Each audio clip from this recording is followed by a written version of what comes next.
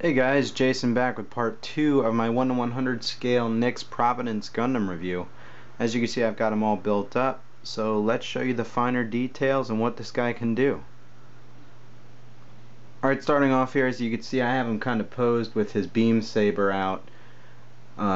This is a shield accessory right here, which I'll show you in a second where it plugs in, as well as his Dragoon system over here. Backpack featuring the Dragoon Striker, which is quite a massive gun, very, very tall, as you could see here, strapped onto his backpack there.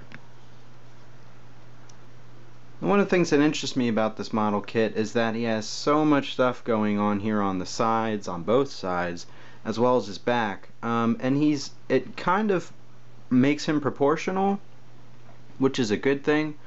But it also makes him very, very top heavy because he doesn't have the biggest legs. But he is really cool for posability, very, very cool. He doesn't have too much articulation because of all his accessories, but once you get him in a nice pose, he does look really good. So as you guys can see, I do have the beam saber on his hand, and it has a little thruster up here on the front. But an easy way to take this off is you could just kind of, if you hold his arm here, kind of pull it a little bit, it'll snap out of this peg hole right here.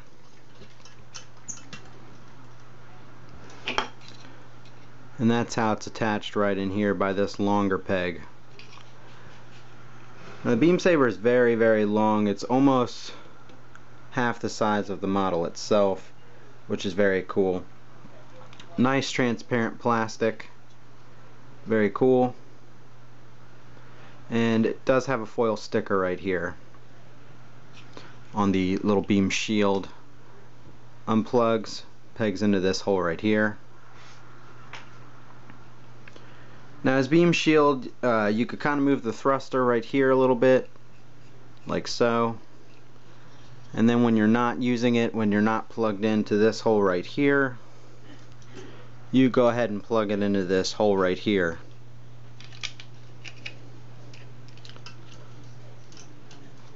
Into the top.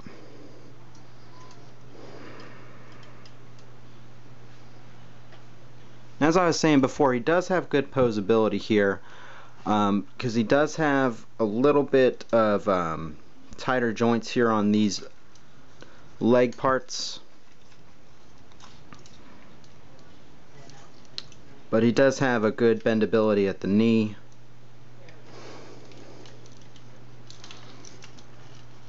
And he does have a little bit of movability right here on this ankle joint.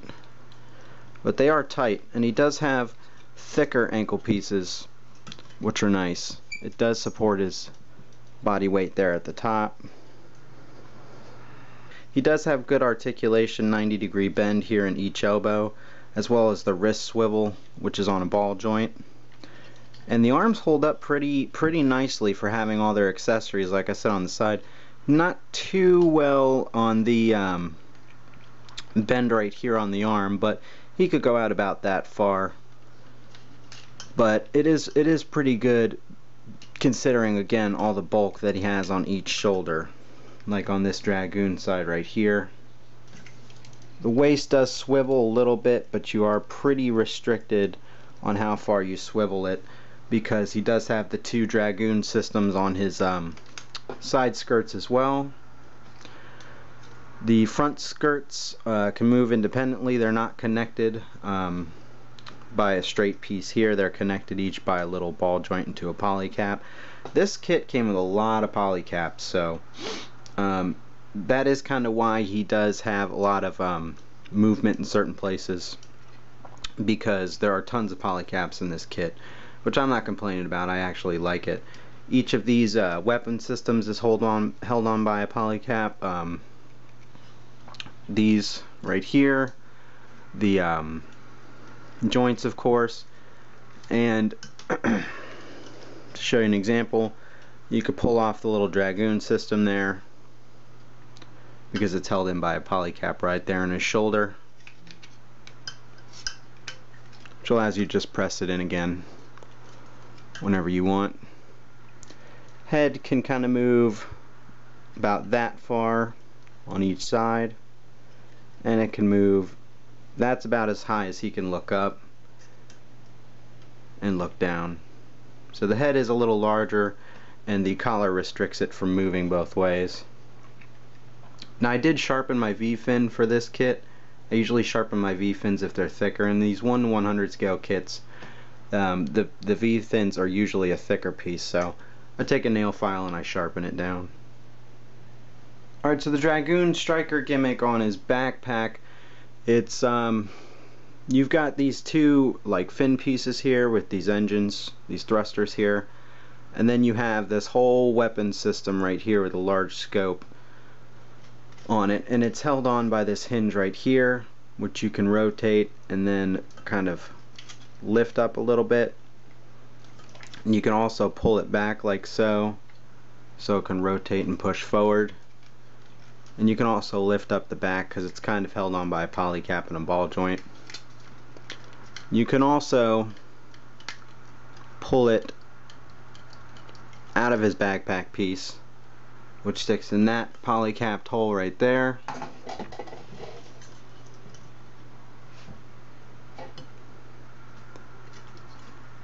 Allowing you to remove it and have the separate system kind of fly independently of the model by these thrusters. You also get the metallic sticker, which goes in the scope. And it's a very large weapon system. And one of the cool things is with these 1/100 kits, you can plug in other weapon systems into their back from other 1/100s, which is pretty nice. He is capable of holding lots of poses, like his arms are tight enough at the shoulder where you can lift them up and they will hold the weapons fine. But since this guy doesn't really have a gun other than the only accessory once again is the beam saber, which comes with the beam shield right here. If you wanted to peg it on his arm, he can hold that up as well.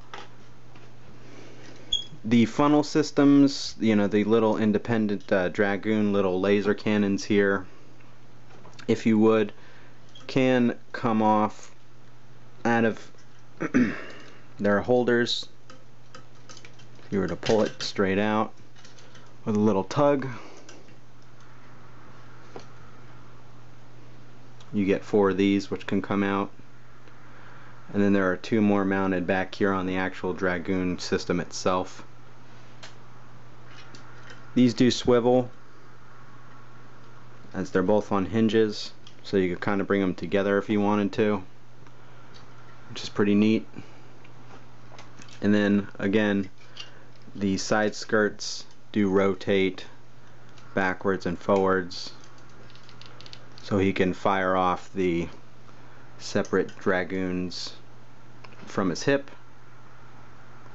So that's very cool. So yeah, he is just a full armament type of Gundam. Same build up as the Providence, except like I said in my last review, this piece would go in the back, which you could plug it in if you wanted to, just by pulling it out of the shoulder here and plugging the weapon system into his backpack slot right there.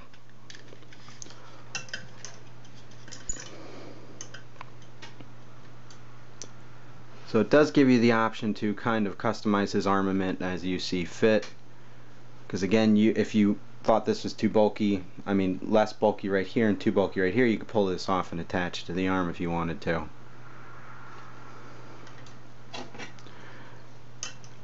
And something I've never tried before, if we were to rotate the gun like that, you could also plug it into his shoulder. Now when you build up your kit, you guys are going to be left with some extra pieces. You get two extra laser Dragoon pieces right here. You get an extra part, which I don't know where this goes. And you get extra pieces that if you wanted to make his weapon system on the back an actual handheld cannon like the original Providence Gundam had, you get a few miscellaneous pieces. Now to show off some of the details, I did fully paint up my kit except for the white plastic that you see. I just did an overcoat of full gloss, did my panel lining, then did some semi-gloss on the overcoat. But all the colored pieces and the inner armament and shoulder pads, all these gray pieces are painted. I painted them up with Tamiya lacquer paints, as you guys can see in the beginning of my video. So it's all spray stuff. I'm actually getting an air compressor here pretty soon, so I'm excited about that, to start airbrushing my kits. But this is just an example to show you what you could do for washes, you know, with the panel lines. The decals, which are all water slide, are very nicely applied if you have the right kind of decal setter solution.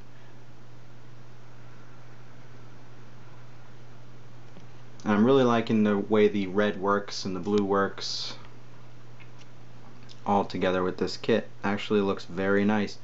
That was one of the things that really kind of pulled me to this kit. It has a lot of nice color combinations. Of course, we all know that Gundam has blues and reds and yellows, typical. But I liked the way that those colors were laid out on the kit itself.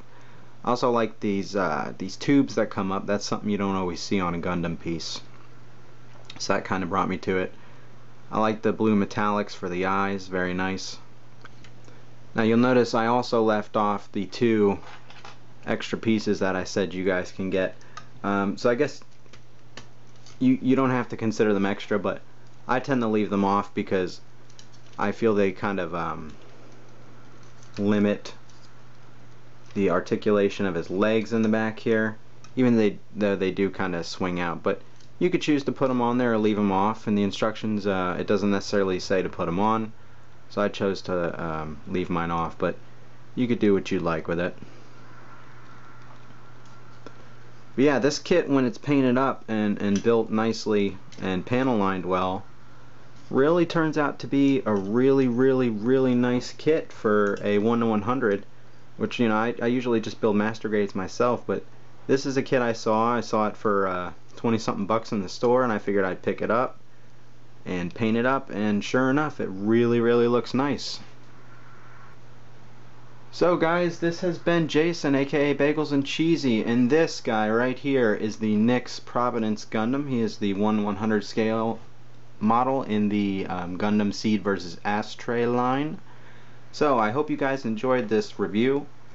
Please come back. I'll be having more Gundam reviews often. I'm building up a few kits as we speak and doing some custom ones as well. So please come back, and I hope you guys enjoyed the review. Once again, 1 to 100 scale Nix Providence Gundam.